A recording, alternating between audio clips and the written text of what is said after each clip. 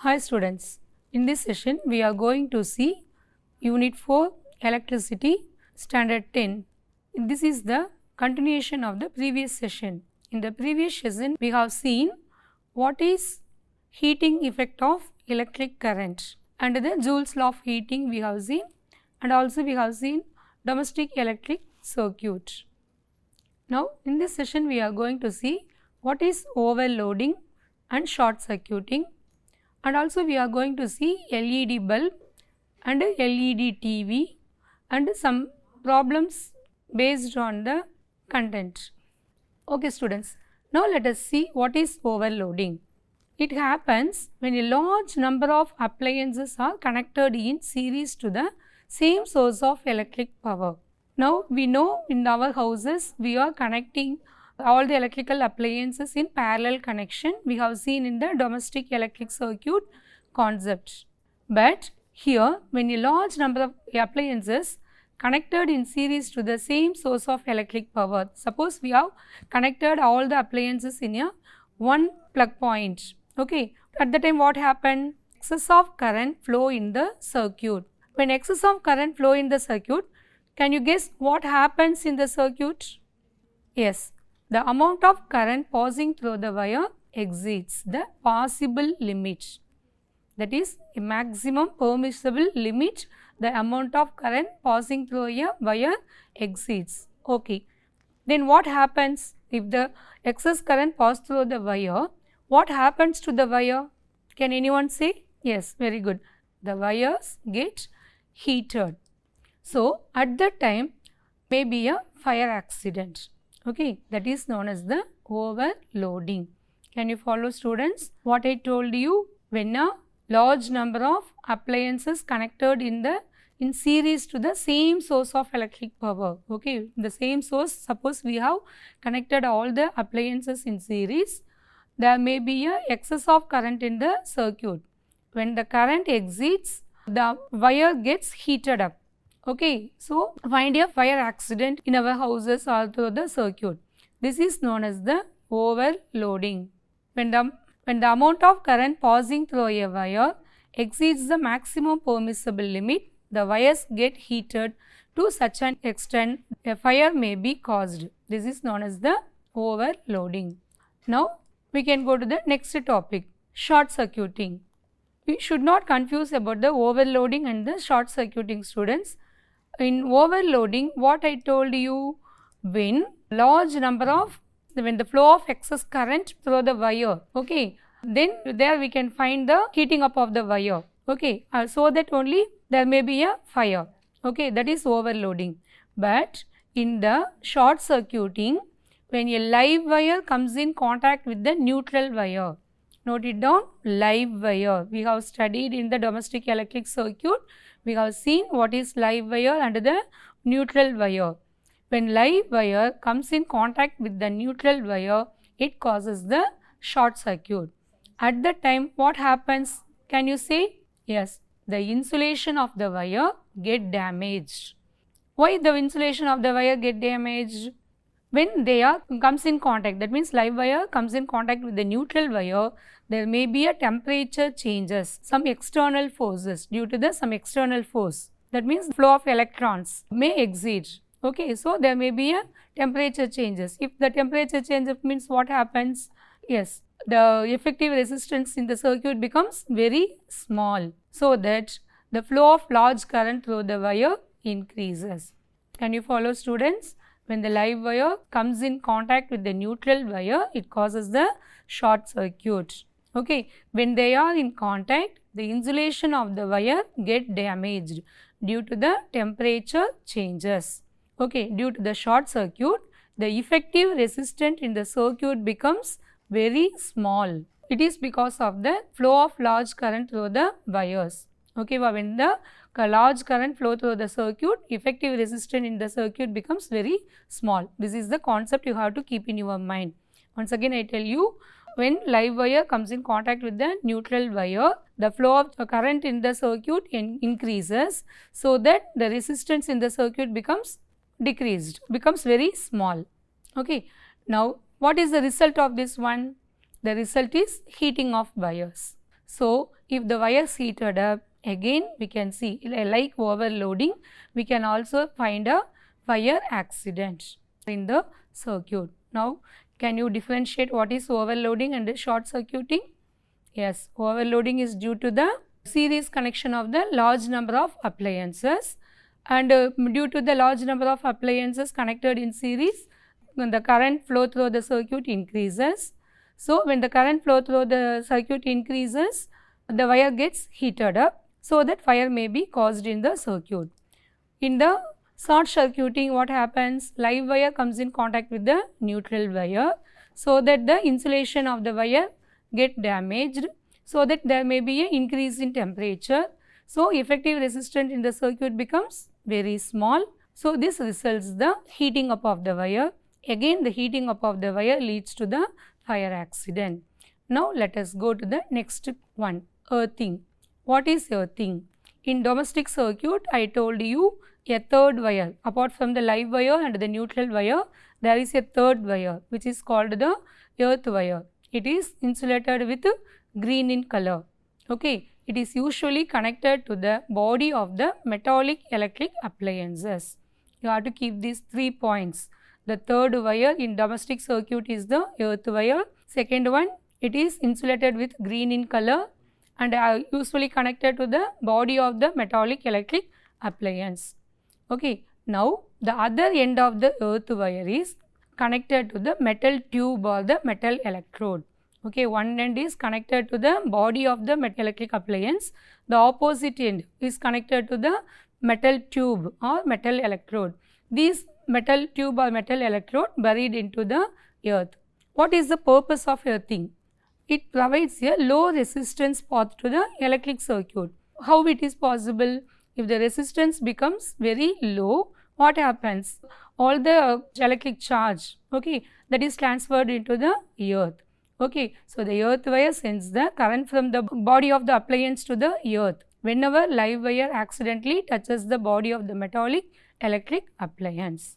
Okay, when live wire touches the body of the electric appliance, we can find there is a current flow in the appliance. Okay, that current can be passed by earth wire to the earth. Okay, the earth wire serves as a protective conductor which saves us from the electric shocks. Can you follow, students? What is the purpose of the earth wire? Provides the low resistance path. So, because of the low resistance path, it provides the, so what is the use of the earth wire? It serves as a protective conductor. How it serves as a protective conductor? The earth wire provides the low resistance path to the electric current. Okay, then the live wire, whenever it contact with the body of metallic electric appliances, the earth wire sends the current from the body of the appliance to the earth, so that it serves as a protective conductor. Now, let us see what is LED bulb. LED bulb is a semiconductor device. What is LED bulb? It is a semiconductor device which emits visible light when an electric current passes through it. Okay, what is LED bulb? It is a semiconductor device which we have seen in the components. Okay, can you remember the symbol of the LED bulb? Yes, just like an inverted triangle with one opposite end, that is one end is with a straight line, and we can find two arrow marks at the top of the triangle. That you have to remember whenever you are learning, you remember the symbol of the component also. So, what is LED bulb? It is a semiconductor device that emits the visible light when an electric current passes through it. Okay. Now, in advertisements and in many hotels, we can see the LED bulbs. They are different in colors. Can you say how the LED bulbs get the colors? Yes, the color of the emitted light will depend on the type of the materials used. Okay, with the help of the chemical compounds like gallium arsenide and gallium phosphide, the manufacturer can produce LED bulbs that radiates red, green, yellow and orange colors. Now, can you understand why we are getting the different colors in the LED bulb? It is because of the chemical compounds. What are the chemical compounds used there? Gallium arsenide and the gallium phosphide. Okay, now where the LED bulbs are used. Now I am going to give some examples. Displays in digital watches and calculators, and then traffic signals. In street lights we can see, and then decorative lights. In these places we can find the LED bulbs. We can go to the next one, 7-segment display. What is a 7-segment display? It is the display device used to give an output in the form of numbers or text. What it is made up of? It consists of the 7 segments of LEDs in the form of the digit 8. Now look at the picture. In this picture you can see the letters A, B, C, D, E, F and G, and one more extra circle, one dot is there. Okay, so the 7 segments, look at from A, B, C, D, E, F, G, there are 7 segments.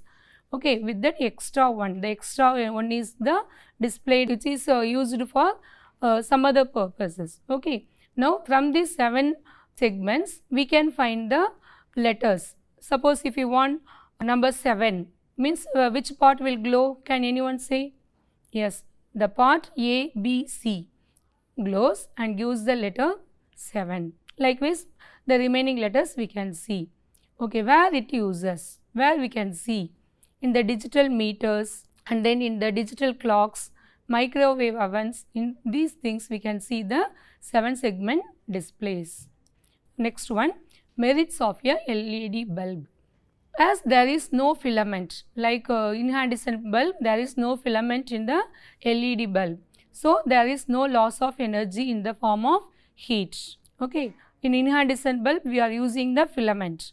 Okay, when the current passes through the filament, it heats up. You could find when we touch the incandescent bulb, that is our normal bulb we used in our houses. When you touch, you can feel the heat. After you are switching off the bulb, you can find the heat in the bulb. But in the LEDs, we cannot find the heat. Okay, so there is no loss of energy in the form of heat, and also it is cooler than the incandescent bulb.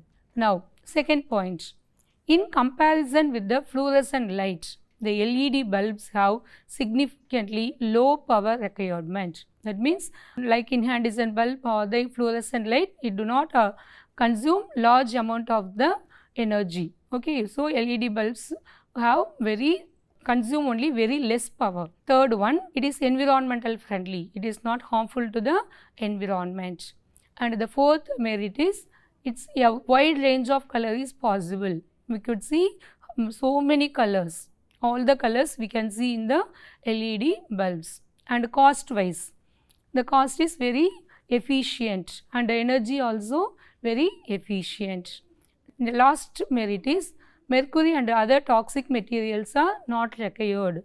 When we are exposing it, there is no toxic materials are used here. So it is very eco-friendly only. They're like not harmful to environment, I told you, no. So it is not harmful to environment because mercury and the other toxic materials are not required here. Next one way of overcoming the energy crisis is to use more LED bulbs, because in our houses hereafter you can change, instead of the incandescent bulbs or tube lights, what you can do, you can use the LED bulbs. Now we can go to the next one, LED television. Nowadays we are using only the LED television in our houses. Okay, what is LED television? It is the important application of the LED. LED television is the most important application of the LED, that is light emitting diodes. Actually, what is an LED TV? Yes, an LED TV is actually an LCD TV with LED display. Can you follow, students? An LED TV is actually an LCD TV, that means liquid crystal display with the LED display only. Okay, an LED display uses LEDs for backlight, and an array of LEDs acts as a pixels. For pixels we are using the LED, and for backlight also we are using the LED.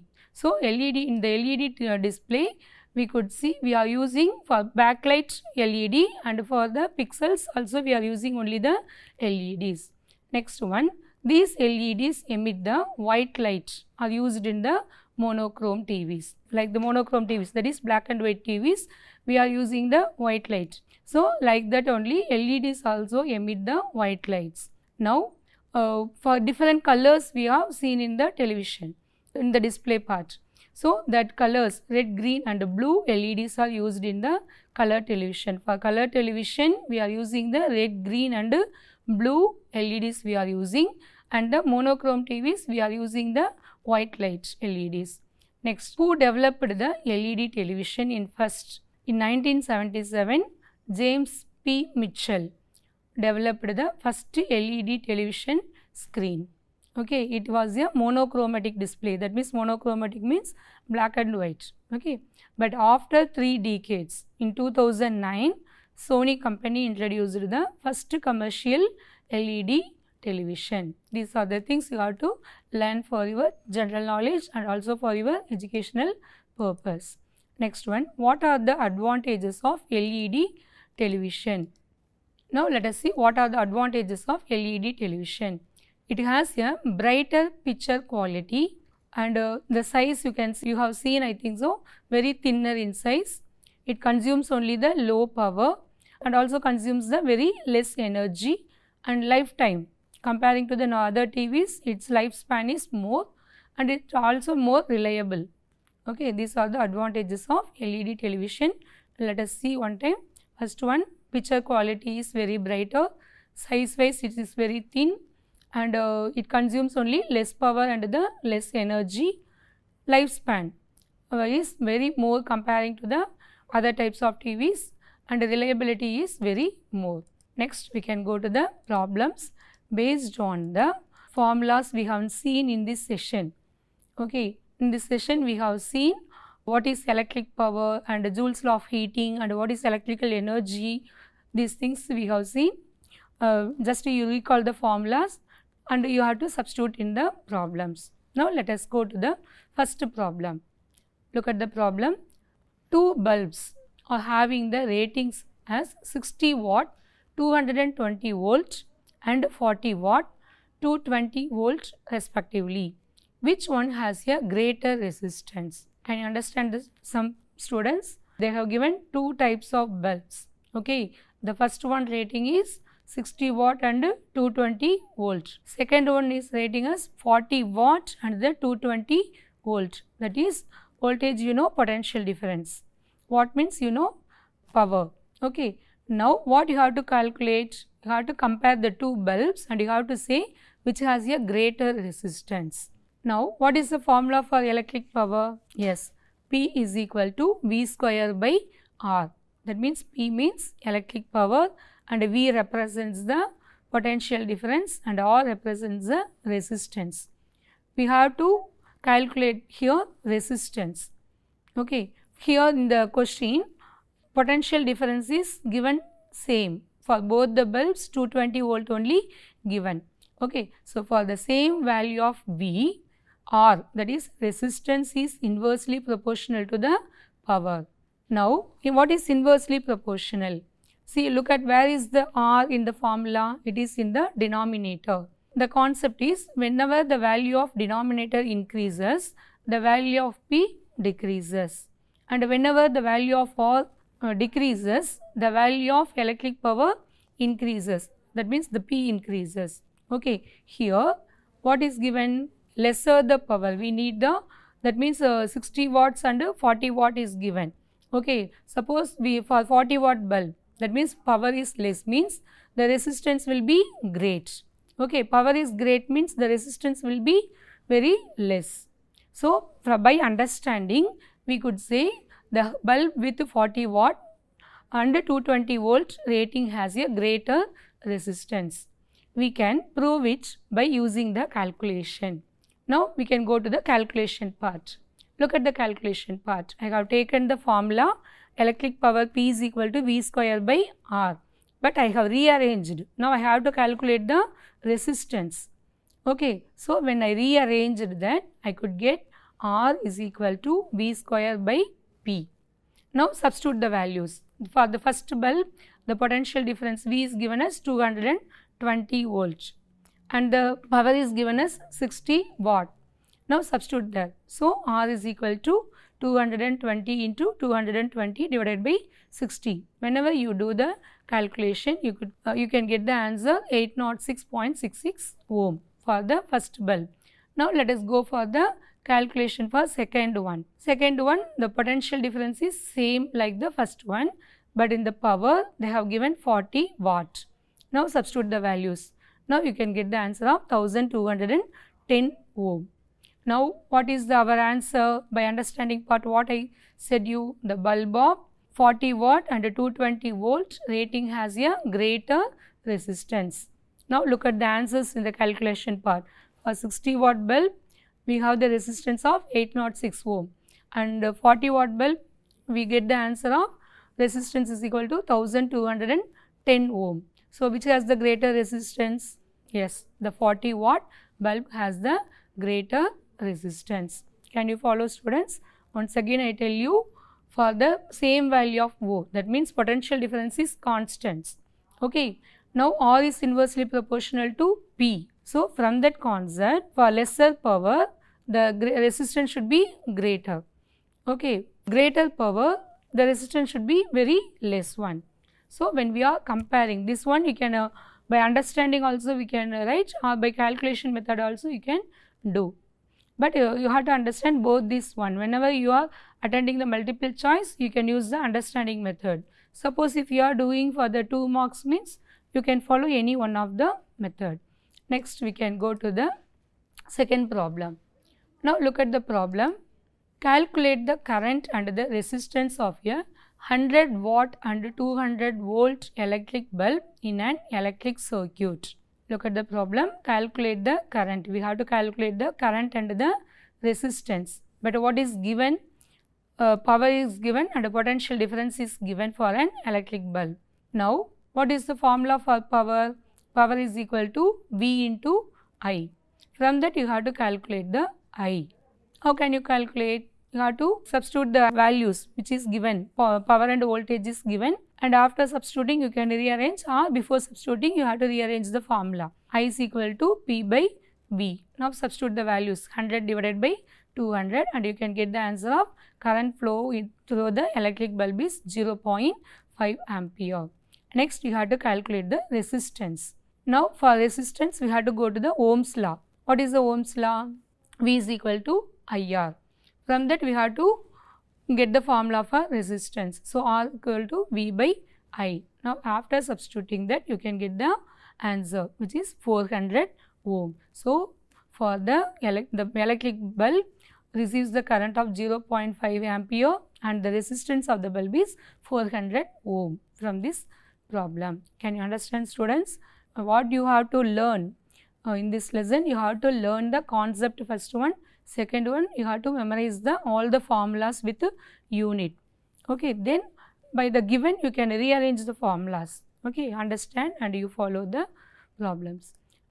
Okay, students, now we can go to the third problem. Look at the problem. 3 resistors of 1 ohm, 2 ohm and 4 ohm are connected in parallel in a circuit. If a 1 ohm resistor draws a current of 1 ampere, find the current through the other 2 resistors. This one we have to remember the Ohm's law. Okay, if you remember the Ohm's law, we can do the problem. What is given? 3 resistors are given, then they are connected in parallel, and also you have to remember the effective resistance in the parallel connection also. If a 1 ohm resistor, the resistor draws a current of 1 ampere, that means 1 ohm resistor consumes the current of 1 ampere. Now we have to calculate for the other resistors. First one you have to write the given one. Okay, what are given? 1 ohm, 2 ohm and 4 ohm is given for all the 3 resistors, and the current consumed by the 1 ohm resistor is 1 ampere. Now we have to calculate the potential difference across the 1 ohm resistor. Potential difference means we have to calculate V. For calculating the V, we have to use the Ohm's law. What is the Ohm's law? V is equal to IR. Now substitute here. For first resistor we have taken, so I have taken here I1 and R1. So I1, that is current through the resistor, is 1 ampere, and the resistance of the resistor is 1 ohm. So, the potential difference across the 1 ohm resistor also 1 volt. Now, the next one, what you have to remember means you have to recollect the point which you have studied in the resistors connected in parallel. Okay, at that time what we have learnt, when the resistors are connected in parallel in the circuit, the potential difference across the resistor is same. The same potential difference will exist across the other resistors also. Underline the point and you have to keep it in your mind. Yes, when the resistors are connected in parallel in the circuit, the same potential difference will exist across the other resistors also. You have to keep this in your mind. By keeping this in your mind, now let us go for the current in the 2 ohm resistor. Okay, for 2 ohm resistor, the potential difference is same in which 1 ohm resistor receives. Okay, for 1 ohm resistors, what we have calculate 1 voltage. Okay, we have to substitute V here 1 volt and R2 as 2.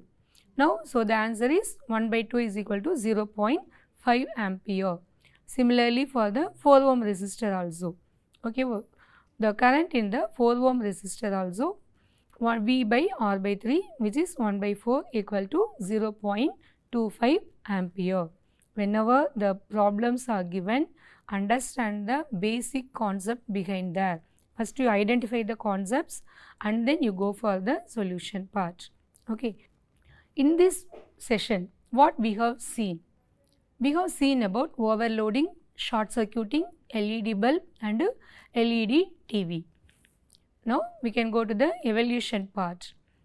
In this evaluation part, you have to recall questions. In the previous session, we have studied what is heating effect of the electric current and what is Joule's law of heating, and also we have studied about the electric power and electrical energy, and also in this session we have seen what is overloading and what is earthing and what is short circuiting. These may be asked in the 2 mark question wise. Okay, and also you have to learn the merits of the LED bulb and the LED TV. And whenever you are doing the problems, once again I remind you, understand the concept and you substitute the formulas properly and do well in your exams. Thank you, students.